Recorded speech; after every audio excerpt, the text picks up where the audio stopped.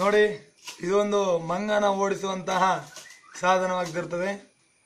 ಬೇಕಾಗುವಂತಹ ಸಾಮಗ್ರಿಗಳು 4.5 ಇಂಚಿನ 1.5 ಫೀಟ್ ಉದ್ದದ ಒಂದು ಪೈಪು, ಅದಕ್ಕೆ ಒಂದು ಕಡೆಯಲ್ಲಿ ಎಂಡ್ ಕ್ಯಾಪ್ ಅನ್ನು ಹಾಕುವಂತಹ, ಇನ್ನೊಂದು ಕಡೆಯಲ್ಲಿ 4.5 ಇಂಚಿನ ಪೈಪನ್ನು 1.5 ಇಂಚಿನ ಪೈಪಿಗಾಗಿ ಮಾಡುವಂತಹ ರೆಡ್ಯೂಸರ್ ಅನ್ನು ಬೇಕಾಗ್ತದೆ.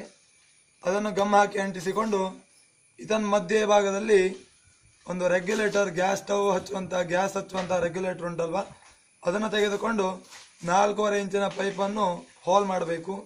ಹೋಲ್ ಮಾಡಿ ಅದನ್ನು ಸಿಕ್ಕಿಸಿ ಅಲ್ಲಿಗೆ ಎಂಸಿಲ್ ಅನ್ನುವಂತಹ ಒಂದು ಗಮ್ಮನ್ನು ಸಿಕ್ಕಿಸಬೇಕು. ತದನಂತರವಾಗಿ ಒಂದು ಪೇಪರನ್ನು ತೆಗೆದುಕೊಳ್ಳಬೇಕು, ಖಾಲಿ ಪೇಪರಿಗೆ ಒಂದು ಕಲ್ಲನ್ನು ಇಟ್ಟು ಹೀಗೆ ಇದೇ ರೀತಿಯಾಗಿ ಫೋಲ್ಡ್ ಮಾಡಿ ನಮ್ಮ ಈ 1.5 ಇಂಚಿನ ಪೈಪ್ ಉಂಟಲ್ವಾ ಅದಕ್ಕೆ ಒಂದು ಕಡೆ ಹೀಗೆ ಸಿಕ್ಕಿಸಬೇಕು.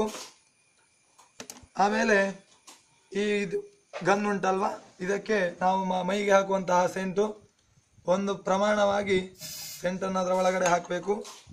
ಹಾಕಿಕೊಂಡು ಹೀಗೆ ಸಿಕ್ಕಿಸಿ ಮಂಗ ಇರುವ ಕಡೆ ಹೀಗೆ ಹೋಗಿ ಇದನ್ನು ಹಾರಿಸಬೇಕು.